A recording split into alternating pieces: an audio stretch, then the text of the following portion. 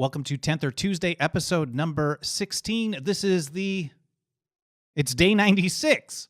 96 days that the GOP has failed to repeal Obamacare. We're going to keep tracking this. I expect it, Mike Maharrey, to go for a long time. You too? I totally think it's going to go for a long time, as in forever. So let's go over some more positive news instead of the failure of Congress to limit its own powers. First of all, yesterday, a very important bill was signed into law by Arizona Governor Doug Ducey. This is at least the second one that is really good. That I wasn't actually expecting him to sign the bill again, but he did. So kudos to the governor there in Arizona.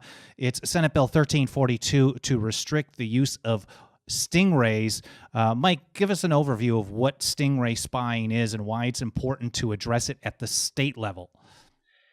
So stingrays are the more common term for cell site simulators.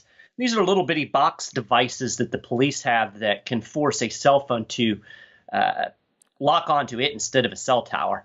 And once it's locked on, the police can track your cell phone or actually listen in on your conversations, get information off your phone.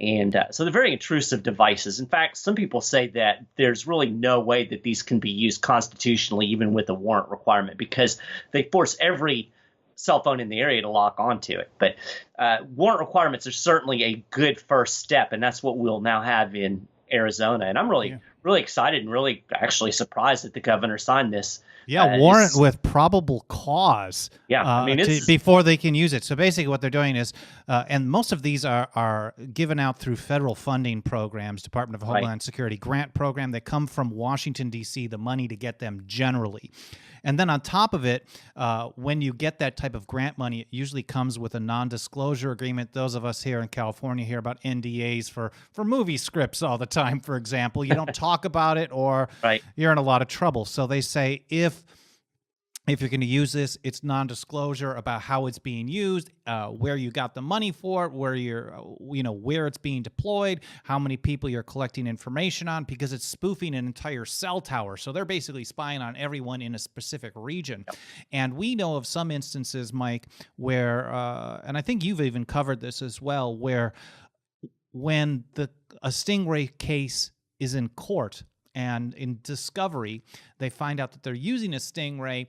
They're told by the FBI, at least the defense, is it defense or prosecutor in that situation? I guess it's well, they tell the prosecutor, they say drop the case. Oh, yeah, They're so desperate to keep these things secret and to not let the public know that they have them. They'll actually drop prosecutions when a good attorney gets wind or figures out that this has possibly been used. So if they start pressing in court to have disclosure about these devices, the police will either, plead, we've signed these agreements, we can't say anything, or they'll actually drop the case, which is crazy. I mean, ostensibly they're letting real criminals go because they want to keep their little toy secret. Of course, they shouldn't have gathered the information in the first place. So there's that issue. But these are horribly intrusive devices, and so these types of limits are very important. It's really all coming from FBI then, if you look at it. The instructions to drop the case, the non-disclosure agreement, a lot of the funding comes through FBI or Department of Homeland Security. So this is a federally funded, federally directed surveillance program on a local level. They collect all this data, then they sweep it up and they send it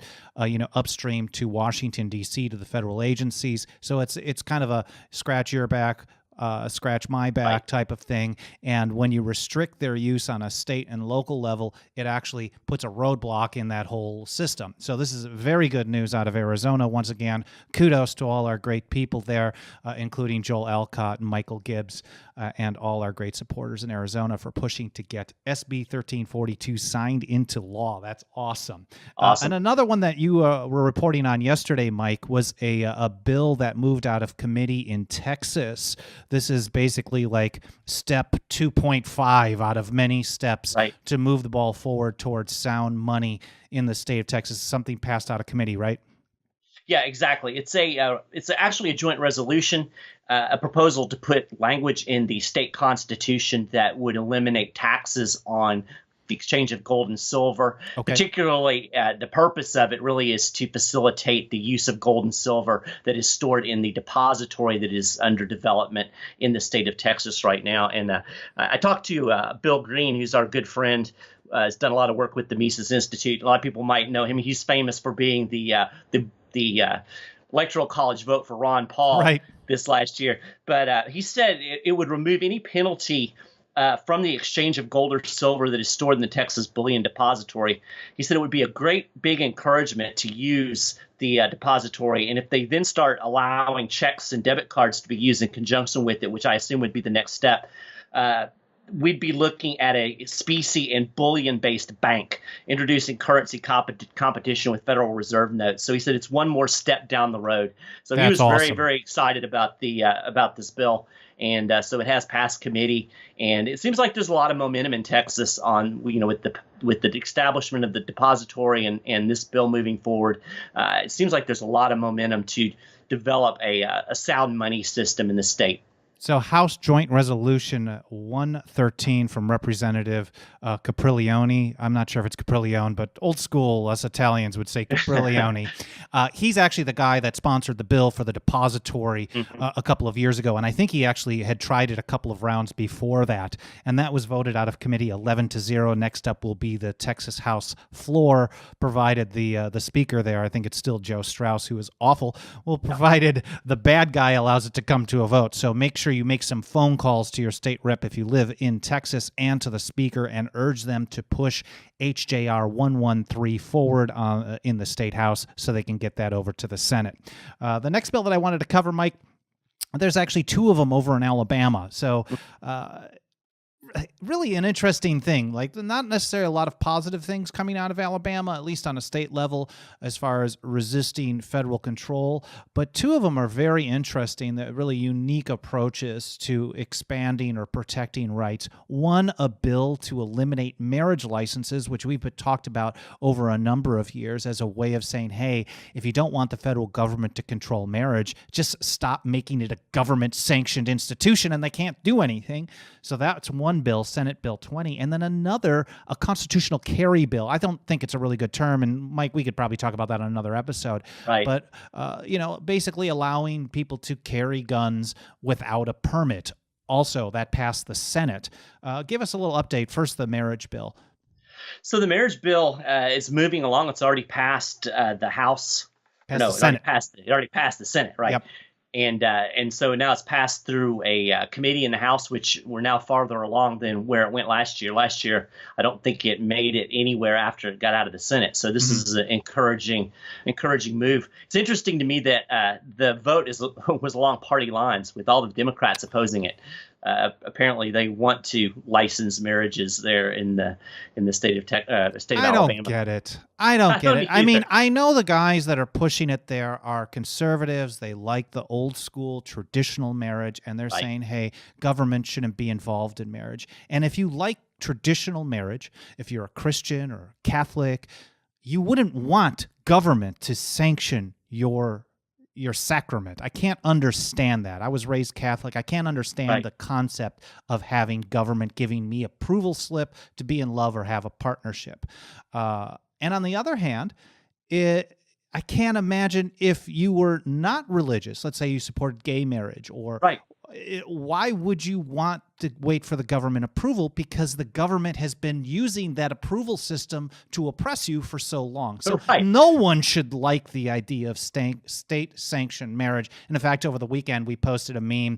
It was a picture of George and Martha Washington's wedding, and it basically just said their wedding date, and it said government license not needed. So they didn't need it. Why do we? Exactly. And I think you make a really good point. These licenses have been a tool of oppression, a tool to limit freedom. And I think people on either side of the political spectrum should recognize that. I'm in an interracial marriage, and that's one of the reasons that would have been illegal. Exactly. That your marriage, I mean, you know way better than I do, would have been illegal, and that's marriage licenses are just repulsive. Just starting from that point.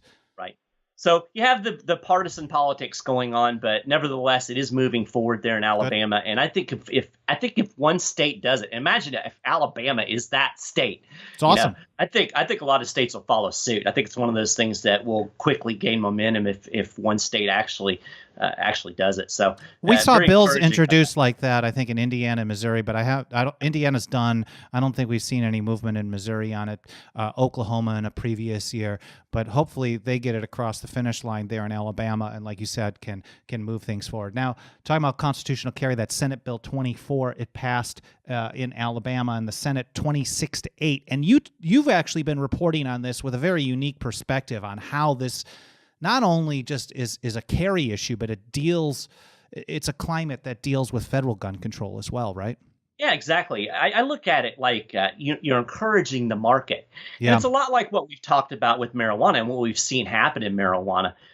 When states begin to legalize it, even with a lot of limitations, that tends to expand over time. So we just saw a bill that passed in New Hampshire that went to the governor's desk that is expanding their medical marijuana program that they passed several years ago. Mm-hmm. So once it's in place, the thing tends to expand. So you create a market, you create an environment where people own guns, they carry guns, they don't have to worry about state restrictions on guns. Right. And that's going to make it a lot more difficult down the road if the federal government was to say, try to ban some type of firearm or to enforce some type of federal firearms control.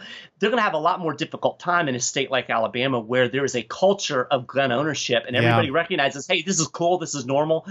What the hell is Washington, D.C. doing now? So I really think that passage of these types of bills will encourage or discourage federal gun control in the long run and make it more difficult to enforce. Yeah, it's when you have this culture of self-defense, then people are less afraid at seeing a firearm when someone's walking down the street. And I think that's the only way that you can deal with educating the general public is, and you talk about weed, for example. 20 years ago here in California, 21 now, when Prop 215 passed, people were freaked out. They thought the world was going to end because you're going to legalize marijuana for medical purposes. Well, the world hasn't ended, and a lot of people are learning. And we just saw in West Virginia, Senate Bill 386, a very limited medical marijuana program signed in red state as law, red state West Virginia. So people learn over time that when you allow other people to have freedom, it isn't necessarily a bad thing. And for us, we would say it's generally always a good thing. Freedom is positive, and that's what we're searching for. One last bill I want to talk about before we cut it short this week, Mike, is the asset forfeiture bill in Missouri. This is a very unique bill, similar to something that we've been monitoring in New Hampshire, in that it only addresses the federal equitable sharing program. Give us a little update on what's going on in Missouri.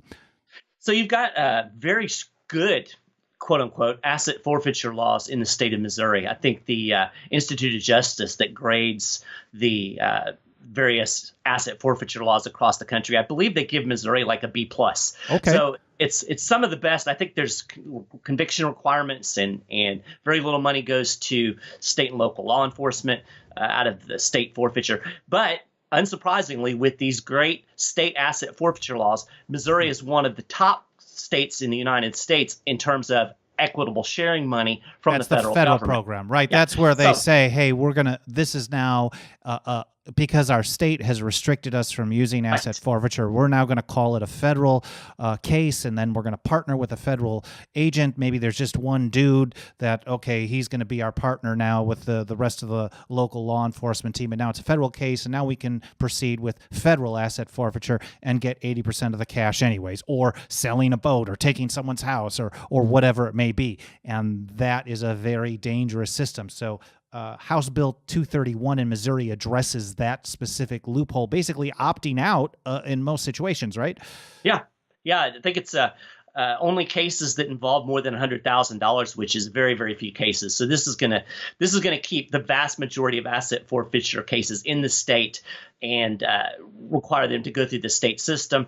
That means the police will not be getting the money. That means that they will have to go through the more restrictive procedures and no cases to the feds. So, in a way, this is a way to nullify federal asset forfeiture, because if the states are saying you can't pass the cases off, that's less cases to go to the federal government. It's just not going to happen. It's not going to happen. And in this one, it's very specific. It's $100,000 in cash. So in some situations, at least from my understanding, police will still say, well, this is $100,000 $100,000 cash value home. Right. So we can Right. use forfeiture. So this is only $100,000 in cash. I would like it to be, they can't just pass it along to do an end run around the state in every situation. But Right. from, at least from the research we've done, this is 80 to 90% of the times they're basically opting out. This is a huge step forward should it pass into law. House Bill 231, it passed by a 13-0 vote out of its second committee and is going to the full House next. So make sure, again, if you're in Missouri, call your state rep and urge their support of House Bill 231. And Mike, we're going to cut it short here in just a minute or so. Is there anything else that we should that you've been working on that we need to cover, or we're good?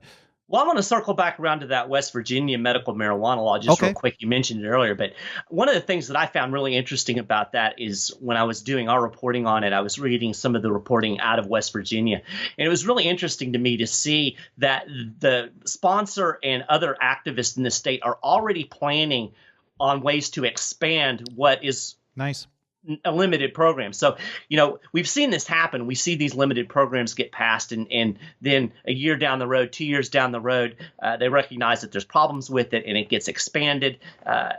They're already planning this from the get-go, so that's really encouraging to me. They're not just planning on sitting on their laurels. They're planning on moving ahead aggressively with expanding this medical marijuana program. So I think that's really, really good news, like you said, out of an extremely red state, which happens to be where my wife is from. So, and next door to Kentucky. So maybe the people in this stupid state will sit up and take notice. Well, hopefully that's the same type of message that we'll get in the other red state, Arizona, on limiting police spying, which is basically the same type of a concept. You wouldn't expect it to pass there. So this is a very good step. Senate Bill 1342 that passed, and now the time to push it forward and expand the reach of the warrant requirements. And there's always something to build on. There's always more work, but we're very proud to be reporting on these positive steps forward in the states where things just don't happen like this in Washington, D.C. Make sure you go to 10thamendmentcenter.com/register to get our daily updates or weekly updates, your choice. And if you support our work, go to 10thamendmentcenter.com/members and sign up for a monthly membership starting at $2 a month. Thank you for watching. We'll see you guys next week.